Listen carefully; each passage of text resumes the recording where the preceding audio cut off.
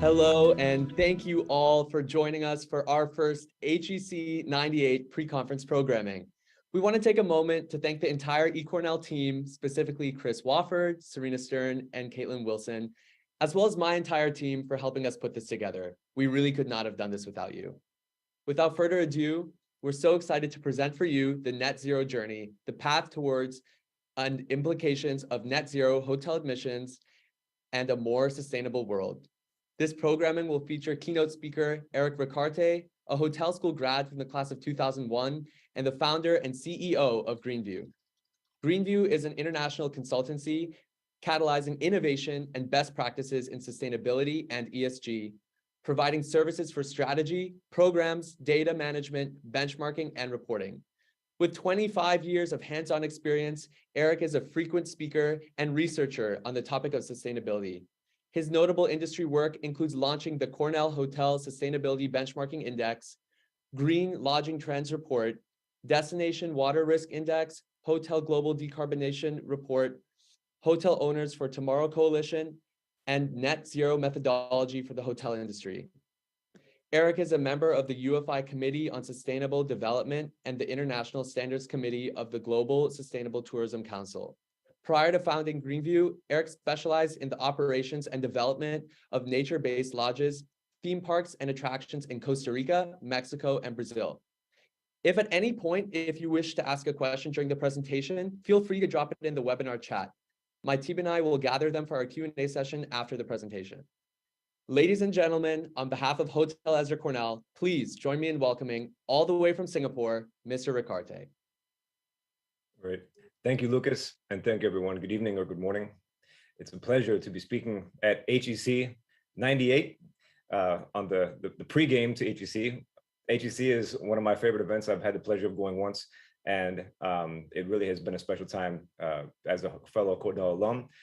This is also great to come back and speak on the topic that has been my passion ever since I was a freshman, even pre-freshman at Cornell, back in that early days of late 90s when this was a maverick topic to go into sustainability, which is now sort of culminated in what we now know as net zero. So it's a pleasure. And what we're going to be talking about today in Net Zero Journey, we're about to get into the details. So I hope you're ready. There's no boilerplate here. We're going to go directly into the nitty gritty of net zero for the hotel industry and beyond, so that we can get a better understanding of what this really means, because that's what net zero is about right now, understanding what it means and how do we get there, at least what are the steps we take in the next few years to try to get there toward 2050. So with that, Greenview about us, we have a consulting platform, but as well, we have an operation where we provide consulting and advisory to maybe 50 different companies, mostly hotel companies. We have a combination of software and tools that help companies implement sustainability programs. And then we also work in a industry-wide context doing industry solutions, because sustainability as a basic premise is a topic that you cannot solve by yourself. You need to collaborate with peers, need to collaborate with value chain, with partners, with governments, with everybody, because no one company, no one country can solve it. And so we have found a niche to where we can help find collaborative solutions for the hotel industry and travel industry that can then help companies advance as well as strengthen our expertise. And so that's some of what we'll be presenting today, why net zero was so important for us and so fitting to the way that sustainability works, interrelating different topics in different industries. So let's dive into it. Now, our clients, yes, plenty of clients across the industry. We also work with a lot of industry bodies outside of the hotel industry and within the hotel industry to be able to give that context. Here we go, deep dive. So what is net zero? There are plenty of definitions. The UNFCCC, the one who talk most about climate change with most authority, define it as this.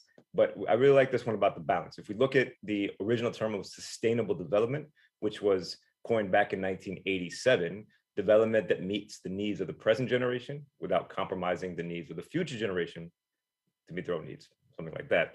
That is what we're talking about, was we need to find a way that we can actually have economic growth and make it equitable and make it fair and make sure that we don't deplete the resources, which was the case of the old business model in the Industrial Revolution and beyond. And so based on that, what that means is a balance. We need to find a balance to where the emissions that we're taking out of the crust and putting up into the atmosphere can be removed, and we can live in a balance with the activities not having as many emissions up. So long definition, but there is this idea of compensational neutralization so that we find this long-term equilibrium. And right now is that volatile struggle to finding the equilibrium. There's a volatile struggle within the atmosphere, the climate, and there's also a volatile struggle in business to figure out how do we actually change business models and change things to where it is not necessarily carbon intensive to do the things we normally do. So most important considerations as we in the hotel industry tend to look straight away when we talk about carbon and emissions about energy. The first tenet of net zero is that energy efficiency is not enough. You cannot reach net zero just by becoming efficient. You need to decouple the energy from the carbon, which means transitioning to renewables. Second, energy is only half. This is only the starting point because net zero is not about just the four walls and the operation of the building. It's about what carbon went into making those four walls, to delivering those four walls, to delivering the FF&E, the OS&E, to the stuff that goes in, the stuff that goes out. How do your employees get to your building? It's about everything that relates to the business model, and energy is only the start. And most important, net zero is an easy target of zero. However, how do we get there? How do we get there by 2050? That's what's to be determined. And really, it's about the plan. It's not about my quantifiable target to get to zero, because the target is zero. It's about what am I going to do to go actively figure this out, find solutions, and make strides where I can. And so the discussion of the plan for any entity about how you're getting there is what's going to build credibility and what's going to move your company and the stakeholders. So for efficiency not being enough, hotels will need to purchase or install renewable energy. That is one of the biggest pieces. Now for a hotel, how do we do that? It's tough to generate a lot on site, but there are market-based agreements that can be done. If you look at this, the main challenge to implementing energy efficiency is the upfront cost compared with the return. The main challenge with renewables is to make sure you have long-term financing models for them, but as well, you have to think about now, because of all this, energy as a percent of revenue and not as a percent of cost. Because if you look at the percent incremental cost of increasing renewable energy in your building, it is going to be a large percent increase right now and potentially in many situations. But if you look at it as a percent of revenue you need in order to maintain your business, attract customers, mitigate risk, and achieve a lot of other goals, then it diminishes in its perceptive value. So you need to look for opportunities to scale as well, because scalability for the industry is key. 6 key variables will determine how a hotel in its what we call scope 1 and 2 can get there. So we have this issue of a hotel company changing in floor area over time. Hotel companies and operators, franchisors, their model grows. They're going to grow their footprint, grow their emissions, but they need to decouple that. The electric power grid is the one single transversal piece across all industry that the power grid needs to go basically fossil fuel free and renewable by 2050. And so that impacts the hotel directly and indirectly, and the hotel may benefit from that. Energy efficiency, a key one. On-site renewable energy, purchasing renewable energy, and then finally offsetting the remainder to get to net zero. Those are really the 6 key variables to the hotel's primary scope 1, scope 2 emissions. Now, this is a kind of, we love these kind of charts in net zero, by the way, love them. So we've got our own. This is a sample forecast for a hotel portfolio. The y-axis is the energy intensity, kilograms per square meter, and then we have our years. So basically, if we look at this, we say, okay, what are we going to get to decarbonize? We're going to get a certain amount of that to get to zero. It's coming from the electric power itself. The grid is getting more efficient, more carbon efficient. Then comes our swath of energy efficiency. And then we can see about halfway there. Then come the things like, can you install on-site? On-site, for most hotels, it's tough to get a significant portion. That may change in the future. It may be that we can get solar film on the windows and suddenly the game changes. But for now, it needs to go there. Then comes the purchase of renewable energy certificates or other type of market mechanisms. And then comes the offsetting to meet that gap. So to pursue net zero, this is the first thing that you do, is you chart your pathway. You see, okay, what are we going to get from the grid? What is our portfolio looking like over time? What can we achieve in energy efficiency? What do we need to do about renewables? And what's going to remain for offsetting? And is that going to be in line with the best established practice of standards and frameworks of targets? Do we need to get there quick enough, cut our emissions in half by 2030, and so forth? All right. But as I mentioned, that's only the start. And so net zero puts up a whole new lexicon, but as well, a whole new way of thinking, which is everything that comes into the hotel comes out. we're seeing this general phenomenon. You want to call it circular economy, zero waste. You want to call it many other things, but really it's about people, consumers, businesses starting to realize, where did it come from? Where is it going? Where did plastic come from? Where is this straw going? Did it come from fossil fuels? Did it come from somewhere else and took a lot of energy to make? And is it going into a turtle's nose once I discard it? The idea of where did it come from and where is it going is what now percolates. And that's the thinking of value chain. Everybody has on their mind, where does my food come from? How much energy, how much carbon, how much resources are needed to make meat and deliver it to my meal? And then what's happening when I dispose of it if I waste it? So that's the key thinking for net zero. Next is that emissions are not necessarily well defined, meaning to quantify the emissions of my energy, easy. To quantify the emissions of my purchased soap from my operations, tough. To do that times the 500 things a hotel purchases, to quantify and accurately account for the embodied carbon of the steel, the concrete, and the other materials in the building, also tough. To quantify the amount of carbon it takes to get my employees from their homes to the hotel and back and forth, whether I organize that or not, doable, but cumbersome. So there are all these pieces right now of defining emissions. And the number one thing, let's be honest, nobody really knows how we're going to get to net zero. In terms of tangible, okay, here's the thing. We know high level, but we still don't know how we're going to decarbonize our entire value chain. The good news is your value chain, in terms of soap, for example, there's an industry built on that has the same challenges as starting to decarbonize. And so what we've done is help the hotel industry look at how the hotel industry decarbonizes, and then make sure we can capture what other industries are doing. So this is the world of the new lexicon. Scope 3, value chain. Scares a lot of legal teams and hotel companies with the SEC potential regulation. But basically, you break it into 15 categories of the, so scope 1, 2, 3. Scope 1 is everything you emit directly: burning, cutting down trees, refuge of emissions from refrigerants. Scope 2 are things that, like electricity, purchase, heating, and cooling, where somebody else burns the fuel to get it up there, and then we buy the energy. Everything else, scope 3. This is interesting because that means every input into your business model and every output or effluent or consequence, such as if you're manufacturing products, how much carbon will those products consume over time of their useful life? And so it's broken into 15 categories, and each of these categories needs to be decarbonized to go to net zero, which we'll get into. But more importantly, net zero then reaches the whole value chain. If we take a look back here and we think about this for our hotel industry, that's one thing. But if we look here, my pointer, I don't know if you can see my pointer, but there's a little airplane there, business travel. So business travel is one of the 15 categories. And for pretty much any hotel that has group or business demand, your hotel room night is part of the net zero plan, part of the value chain of every company. And so because of that, there are a number of potential entities when we think about, okay, who is going to be accounting or responsible, or whose value chain includes a hotel night stay? You have the owner, the operator, franchisor. Maybe somebody's asset managing. You have the company that's investing in the hotel. Somebody's lending to the hotel, lending to the company. You have the destination, which might be a physical master plan destination, might be the geopolitical destination. You have travel buyers. You have the customers. You have all these kind of pieces, and every one of them needs to look at net zero. So what did we do? We came with a methodology to basically address the key steps to taking a net zero plan. Again, about the plan. The credibility is outlining the approach. This is a continuous plan. This is something that's going to take time. It's not something you can start now, be done with it. This is something that's going to have work needed every single year, which is why as consultants, we of course love it. But we need to look at interval milestones. What can we do by 2025, 2030, and so forth? So freely available on our website. We developed it, as we always do, in collaboration with a lot of industry bodies, World Travel and Tourism Council, Pacific Asia Travel Association, the Sustainable Hospitality Alliance, and Tourism Declares.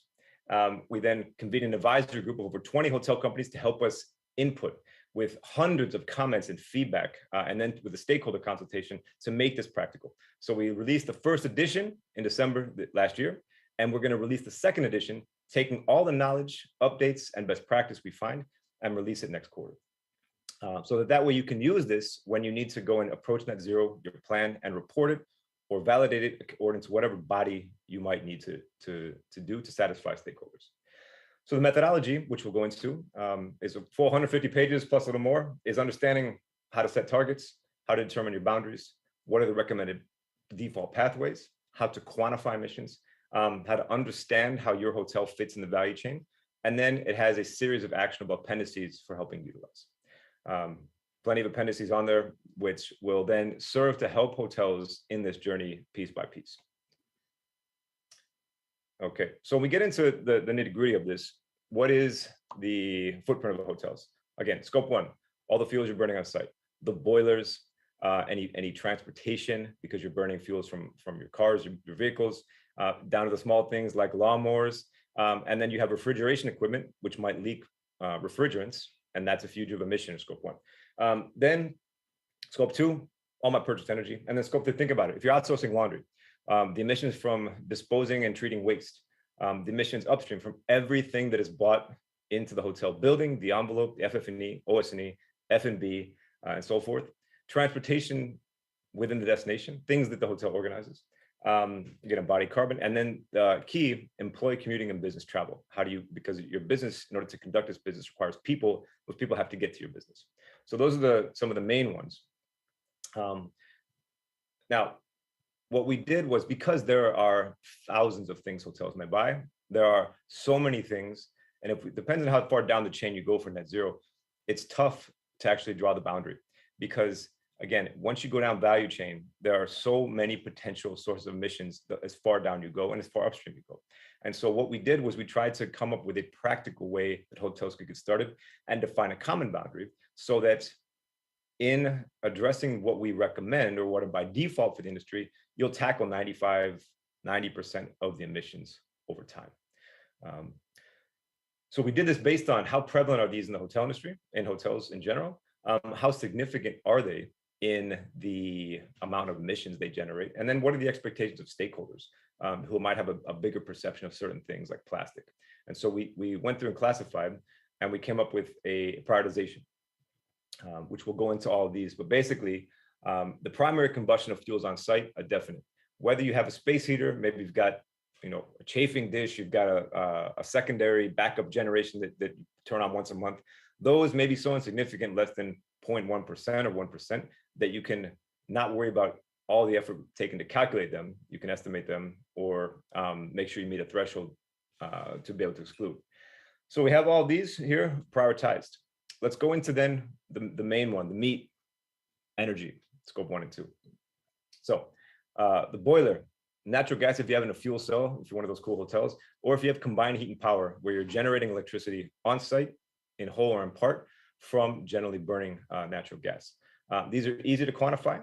And how do we decarbonize? Efficiency, switch to electrification, as well as fuel switching. For example, going to cleaner fuels. If you're burning diesel and you switch to natural gas, those are intermediate actions that can be taken. So we've looked at these to see how easy are these to start classifying now and quantifying, and how easy are they to decarbonize. Electricity, of course, big one. How do we decarbonize electricity? Efficiency, renewables, and then opportunities you obviously get from the grid, as well as purchasing renewables in addition to installing. Now, renewable energy is a key one, and this will be probably the biggest and most confusing and biggest opportunity that hotels can have to address decarbonization, reduce their carbon footprint through renewable energy. So you have the on-site, which is straightforward.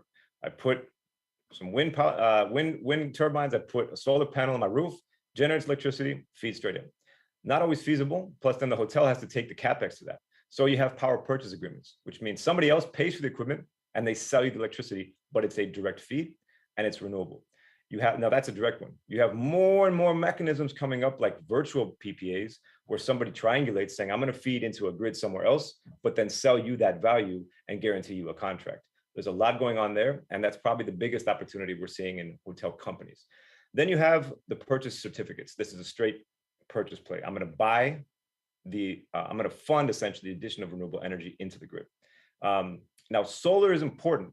Solar is definitely important in general, especially because it's in my face right now because of the blinds. So let me just close the blinds 1 second.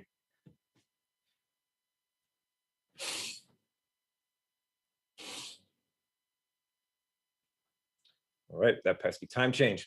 So this is one thing to make sure you look at is how renewable energy, the solutions, the finance and the market, they're going to proliferate.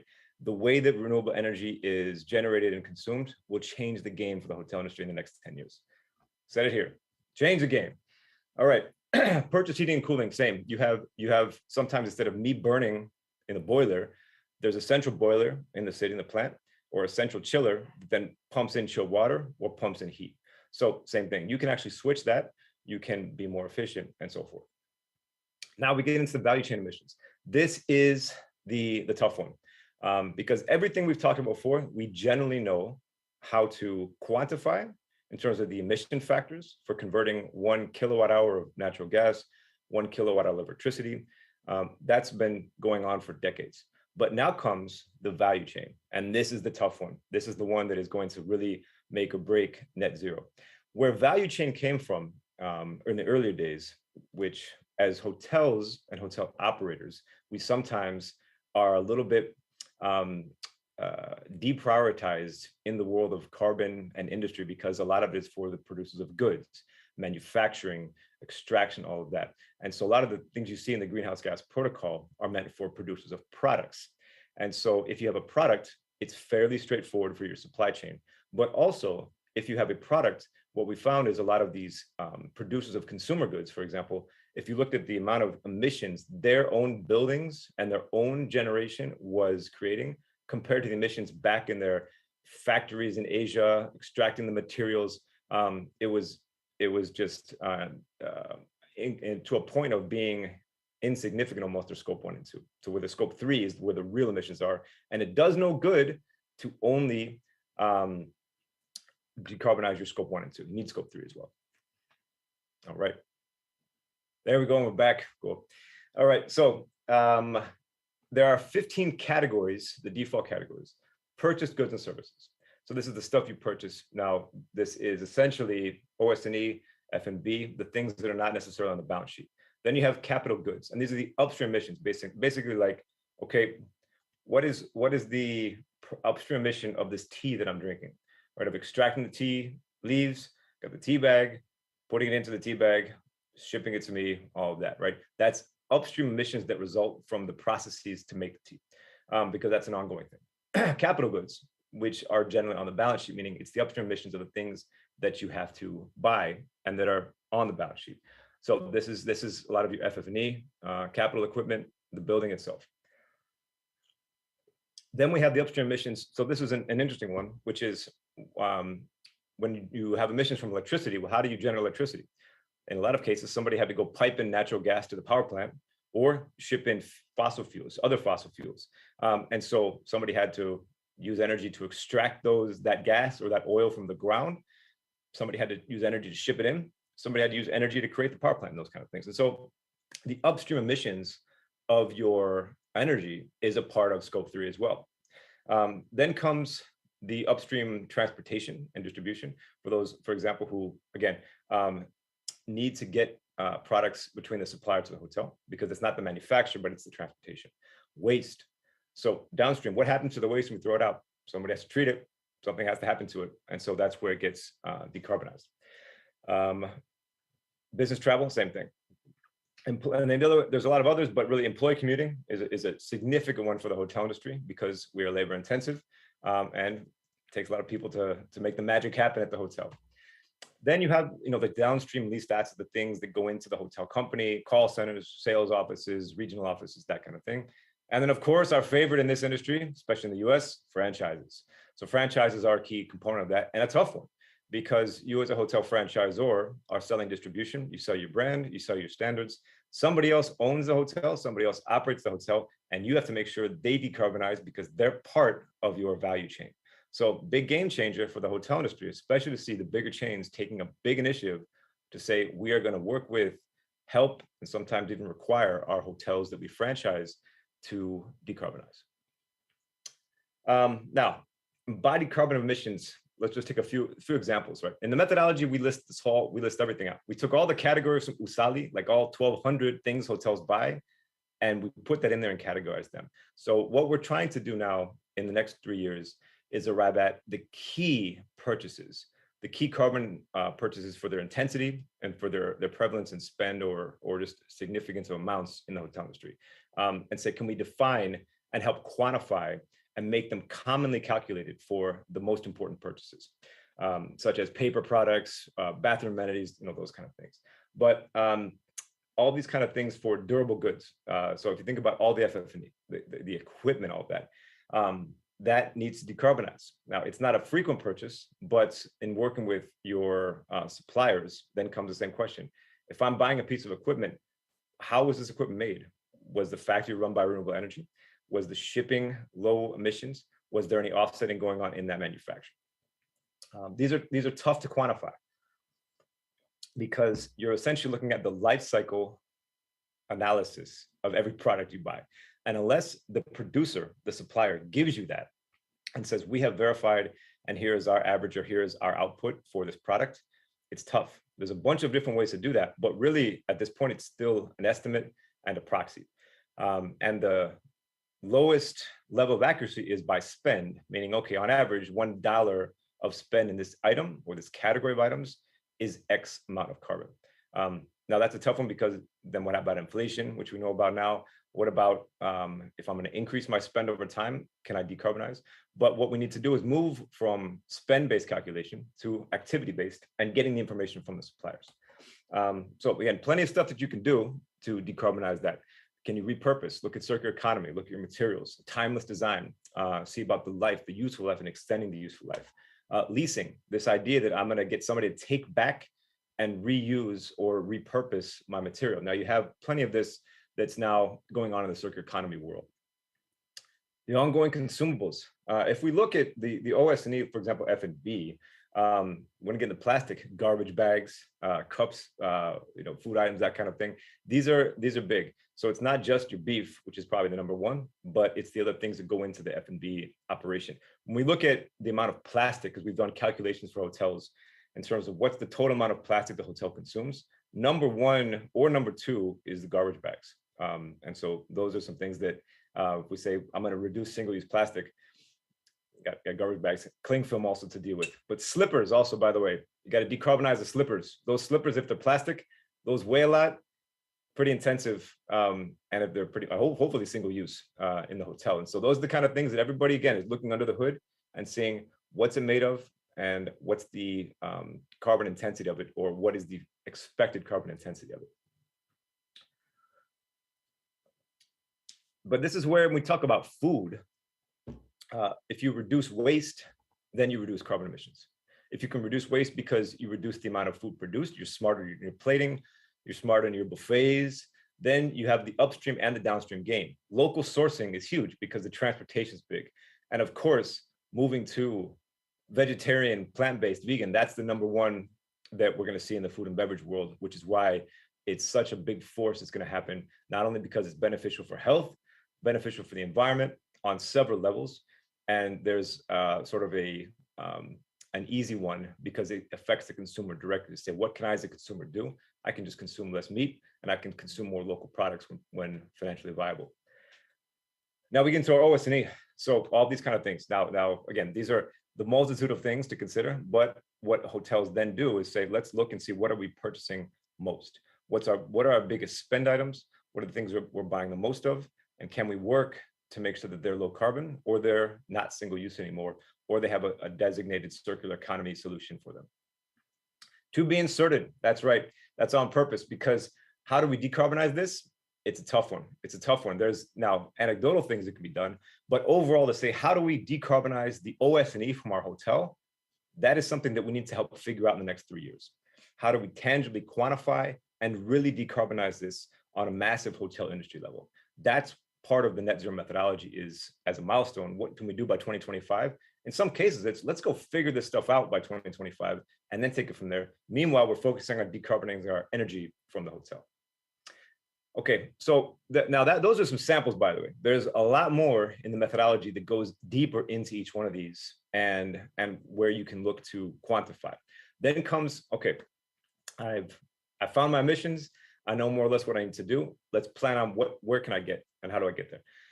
So milestones. Okay, what am I trying to do and by when? That's key. Second, are the equity considerations that are important to NetZero. Then it comes to baseline and targets and the yardstick years from which you have your milestones.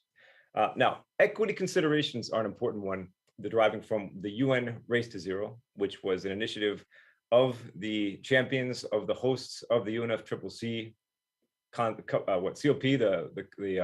the COPs. So the countries that host have a group, and they started the Race to Zero, which has become the biggest and most well-known and far-reaching campaign, and in some ways methodology or guidance toward net zero. It's called the UN Race to Zero. And one of the key considerations of this are the equity considerations, meaning what are you going to do in your net zero plan to make sure you make a more equitable world? There's another line of this called the just transition, meaning what good is it to reach net zero if net zero is only exacerbating the social and societal problems that we have now? And so because of that, you have to put into your plan equity considerations. Now, in our methodology, we cite 3 of them. The first is the business model equity principle, meaning that hotel operators have a tough time. Let's be honest. You're going to be growing your portfolio because that's what your business model is based on, especially if you franchise. So your portfolio, your floor area is growing. Your footprint's going to grow. You're having a tougher time decarbonizing. Then we have, in our industry, the owner of the building. And we have a lot of owners whose business model does not depend on growth. It depends on cycling assets over time. And so if you look at a lot of the major real estate investment trusts, even private equity to a certain extent, the way their business model works with funds, they're not saying, okay, it's 2020 and I want to double my footprint by 2030. No, I'm going to buy and sell hotels and make them better over these years. If that's your business model, then it should be much easier to decarbonize. And you should have a much bigger responsibility to do that, especially if you own the building and you can influence the operator. And so that's the equity principle, is where things fall to the owner. The owner should be focusing on them. And that's really what we want to call the business model equity. Because this is also how we tackle one of the bigger things, which is the owners of assets, that may be companies, maybe rich individuals, maybe rich families, maybe other things, but they're the ones who tend to have more ability to address these. This is not necessarily because there are rich countries, poor countries. There are rich people in poor countries who own hotels.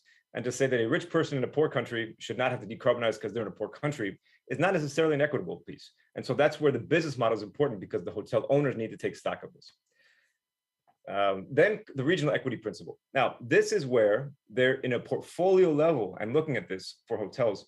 You have places where, like in Europe, US, I can buy renewable energy today. I can buy it, I'm there, all good. In others, you can't because it's not mature yet. And so we say, look, for those who are in markets where you can address renewables now, you need to press on those, and those need to prioritize, and those should advance faster. And then for the others who are still emerging, let them emerge, but also help support. But because of that, you can't necessarily expect that those in emerging markets of renewables need to decarbonize as quickly, because they have to solve these other problems. And then finally, my favorite, the sustainable tourism equity principle, which means that if you are going to do offsetting, offsetting means something totally different for our industry, because there's a very tangible, touchable piece to where you're going to visit a destination and you can help improve that destination because you're going there, because of putting into funds that help benefit that destination. More on that later. All right, so yes, here's the equity principle, is that if you're doing some offsetting, there's plenty of things that can be done that actually contribute to sustainable tourism. Look at the location. What if you're traveling to Indonesia, shouldn't you be doing and there's a hotel in Indonesia, and there's offsetting, should be you offsetting somewhere else in the world when you have plenty of offsetting here in Indonesia? So that's one of our pieces to offsetting we found. Now, setting baseline and targets. So the target is easy, 0. But the baseline is tough because you need to then show your progress over time. And so there's a lot of parts in the methodology about setting a baseline year, but just a couple of things. So here's the example, our baseline. So we have 20 properties in 2019. Here's our floor area. Here's our emissions. And then in 2030, this is the problem, right? Is we've now grown our portfolio. So we've increased our portfolio by nearly 500,000 square feet. We have 10 more properties. In an absolute target world, you have reduced your emissions by 55%. In an intensity world, you've reduced your emissions by 67%.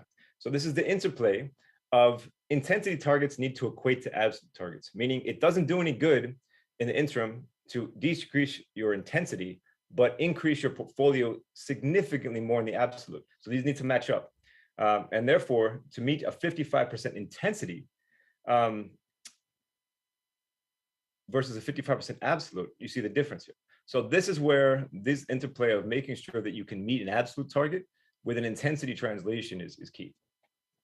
Yardstick years. So what we're saying and calling for in this is, look, we have the interims, 2025, 2030, 35, 40, and 50. In the methodology, the idea is if we plan this out and see how will this go, the first 5 years are really just making sure we can commit, we can engage, we can find out ways to decarbonize. By 2030, we've now done a lot of the efficiency work and the renewable energy work for the hotels, and we can now focus toward these other pieces of offsetting the remainder. 2035 is now we're really doing a deeper decarbonization of the value chain. By 2040, the buildings should be able to claim net zero, at least for the building operation and some of its general inputs.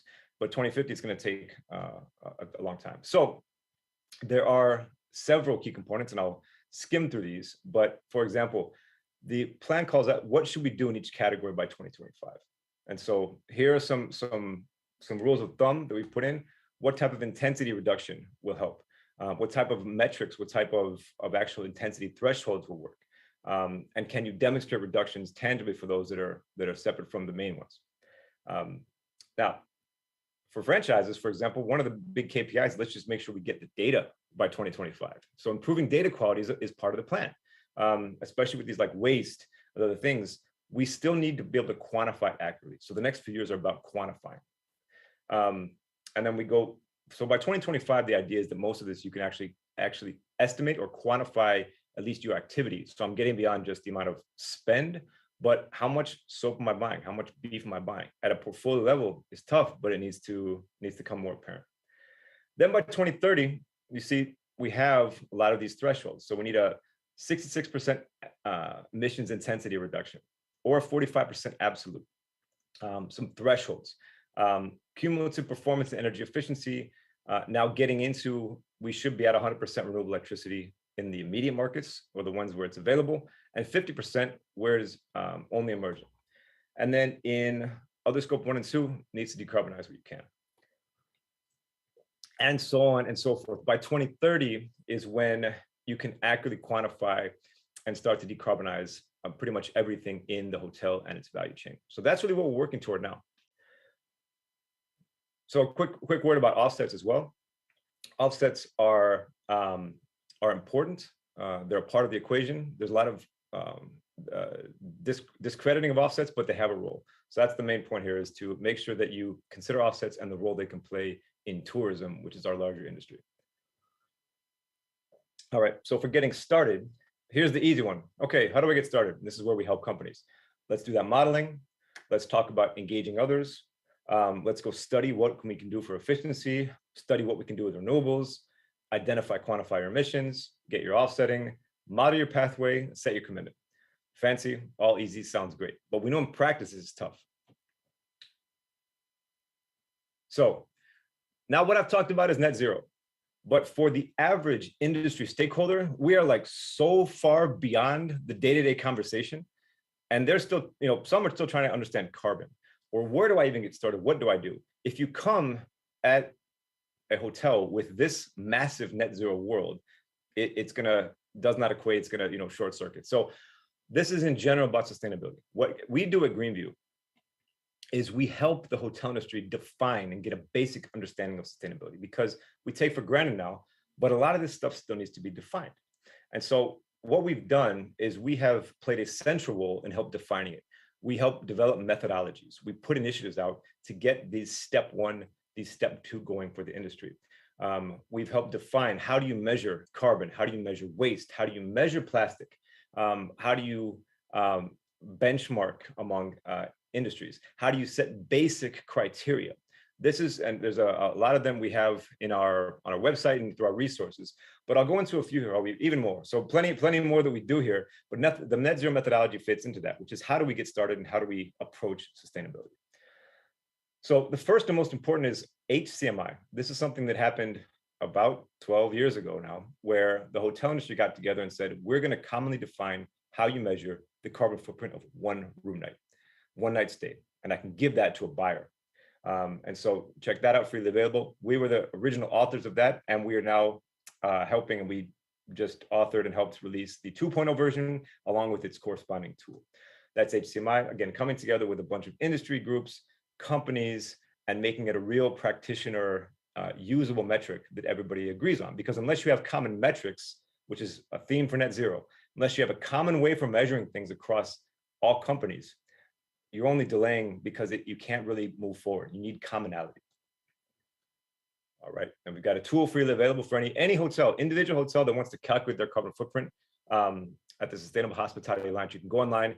There's a calculator there specific to the hotel industry for HCMI. Waste, we partnered, because waste is the other big challenge. How do you actually measure waste consistently in a hotel company? Again, if I'm Marriott, I can measure it one way. If I'm Hyatt, I can measure another way. Neither way is necessarily wrong, but unless they're the common, it's tough. So we put together the methodology with 5 large hotel chains in the WWF for measuring waste. Plenty of stuff in that as well. We just came out with so there's an initiative for global tourism plastics to reduce plastic, of which you'll need to report.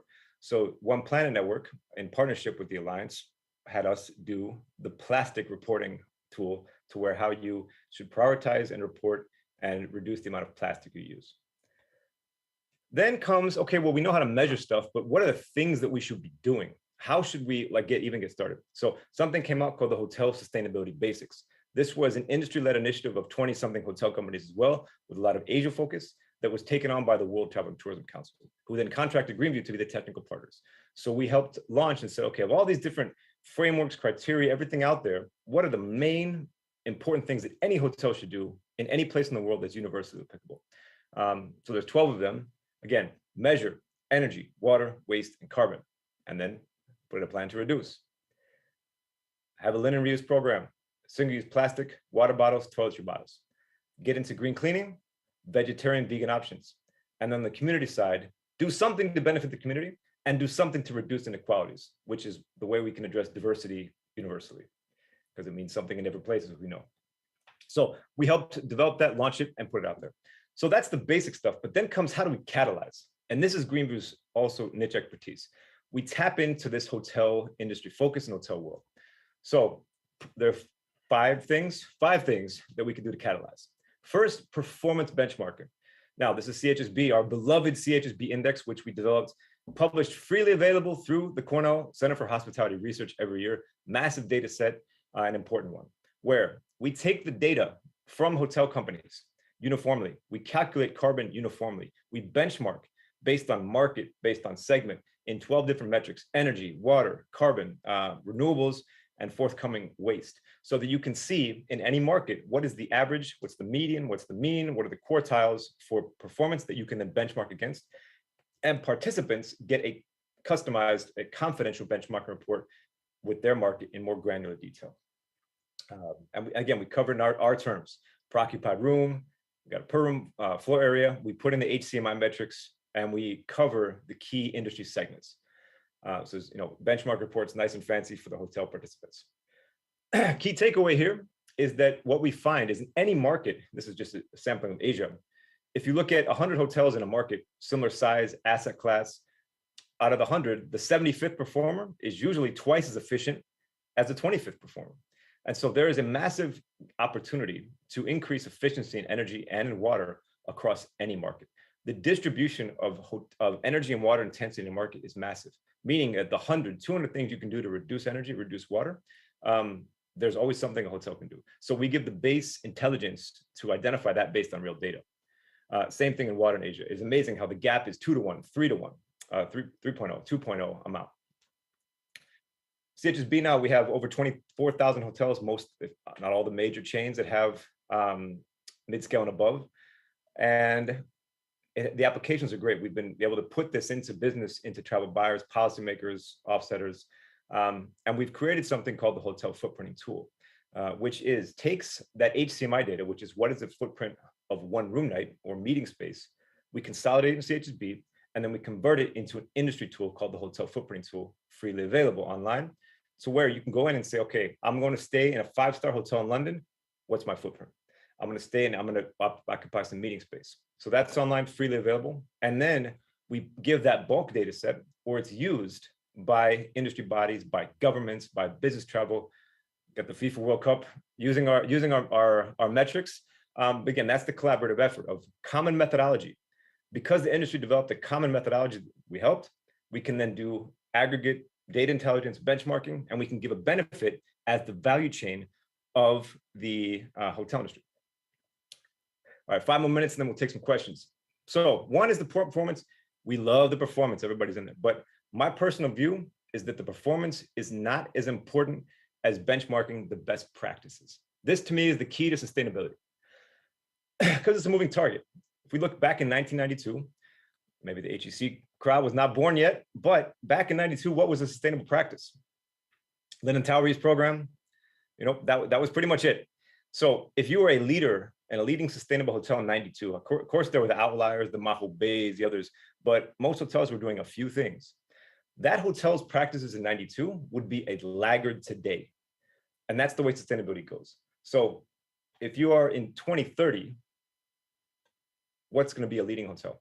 And what's the best practice today is going to be like, because it's a moving target and trends evolve. If you think about that, back in 2010s, before it was about CFLs, now it was LEDs.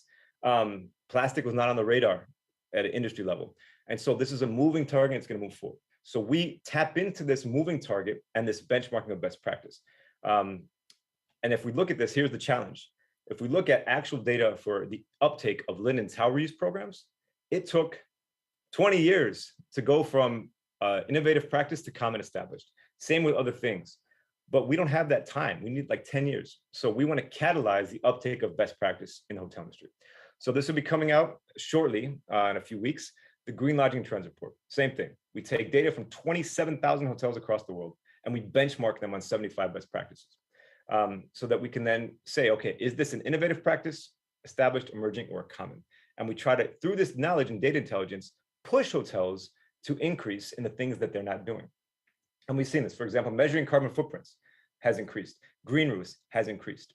And we then give a confidential benchmarking report to those. And so this is where you can actually get empirical data on what's innovative. So some hotels think, yeah, we're doing a great job, until you realize, oh yeah, everybody else is doing a great job too. We need to step up our game.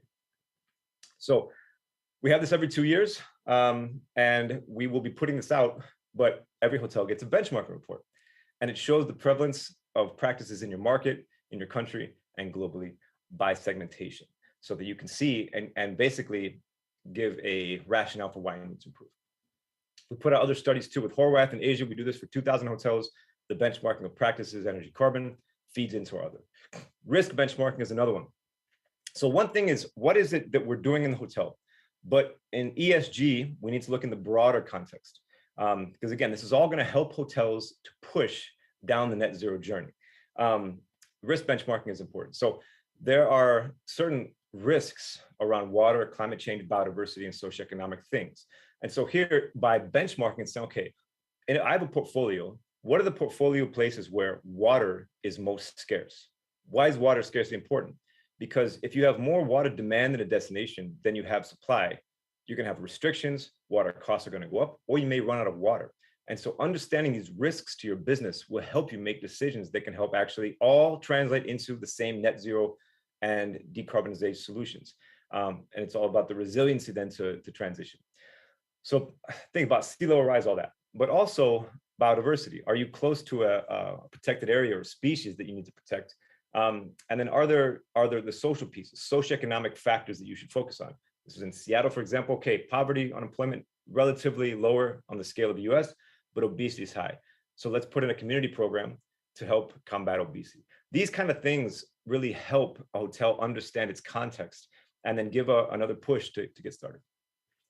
We then combine something that's coming out, the second version, Destination Water Risk Index, where we take these water risk metrics, we overlay them with hotel metrics like supply, demand, and intensity, and we then help hotel companies prioritize where the biggest issues are. For example, in Asia, you might have financial risks of costs going up, you might have physical risks, and you might have market risk because sometimes there's a massive pipeline in the destination that the destination hasn't thought about how much water that's going to need once the pipeline comes to fruition. So that's a risk factor that we're giving you so you can take action practically.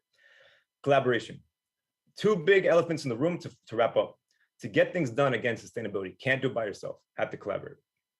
So the biggest gaps and opportunities are the owner getting involved and the hotels in the destination through the associations and governments or just collective action getting involved.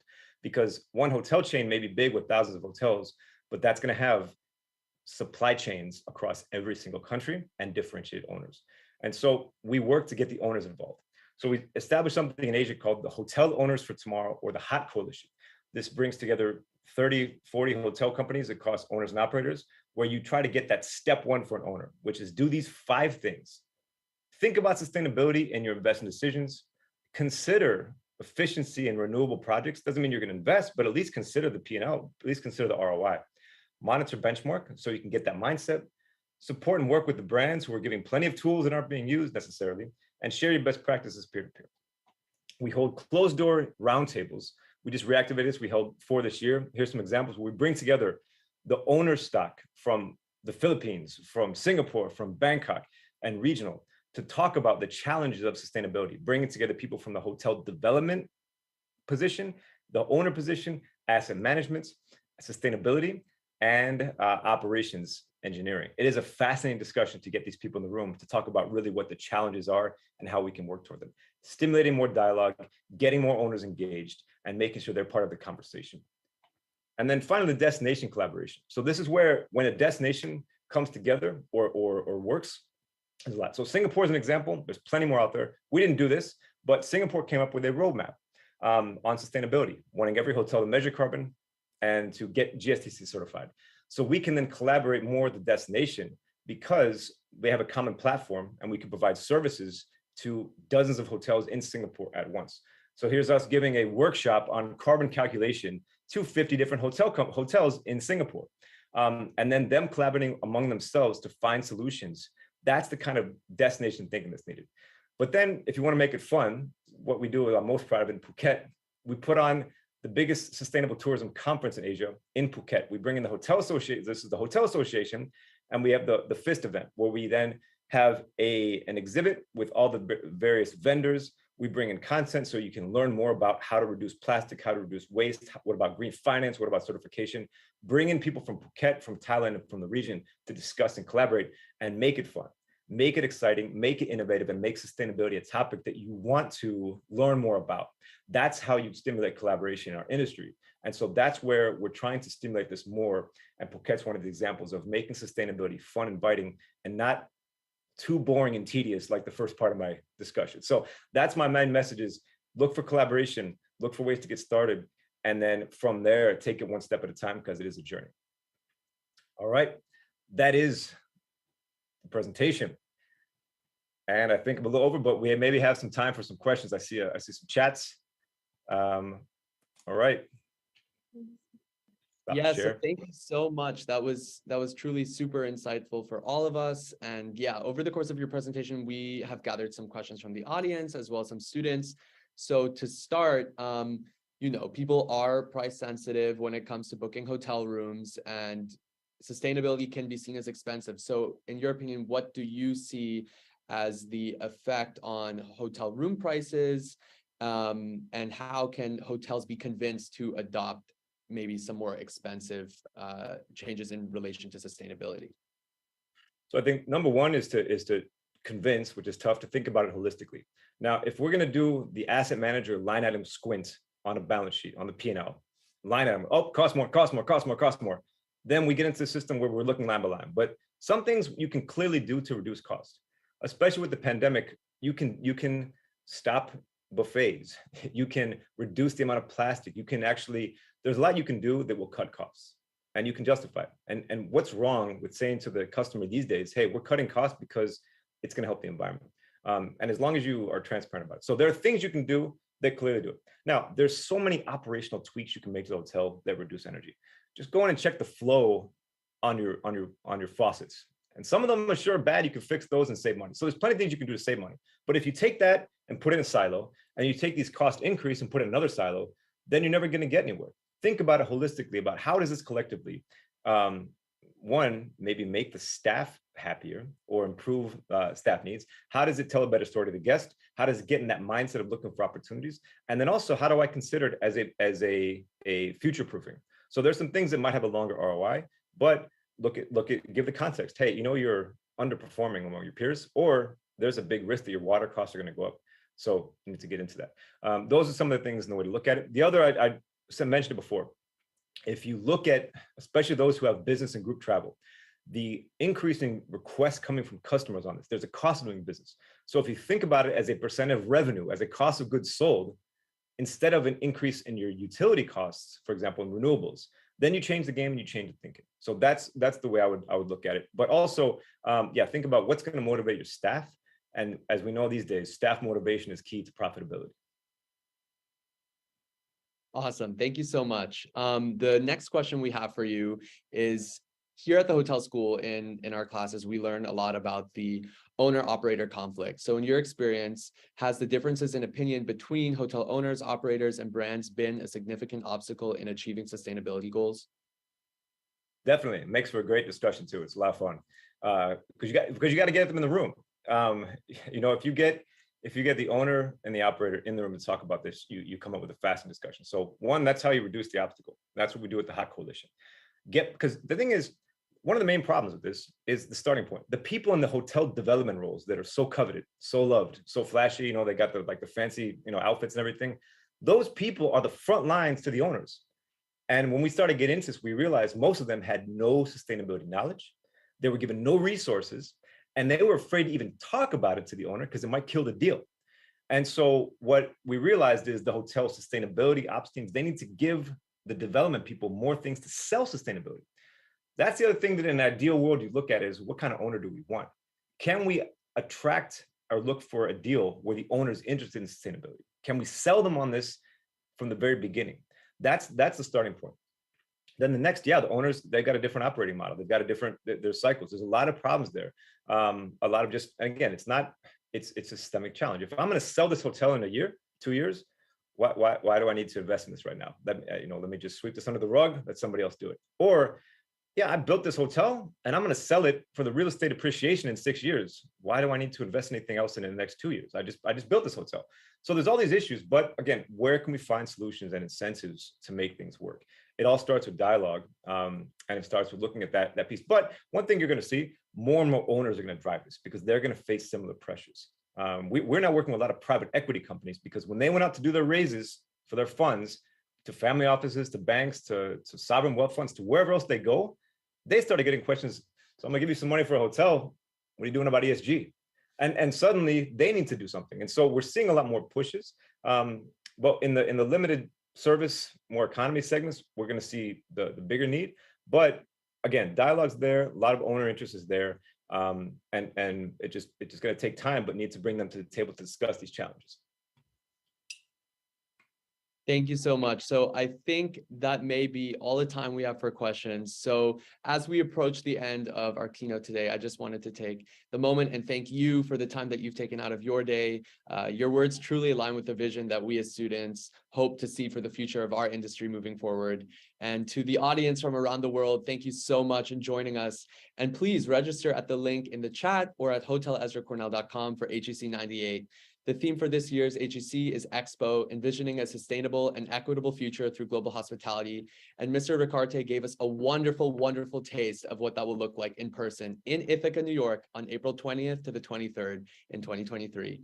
So on behalf of our HEC team, we look forward to welcoming you to our home at the Cornell Nolan Hotel School for HEC 98. Thank you. Have a great rest of your day, whether it be the morning or the evening. And until we meet again, thank you. Goodbye. Thank you.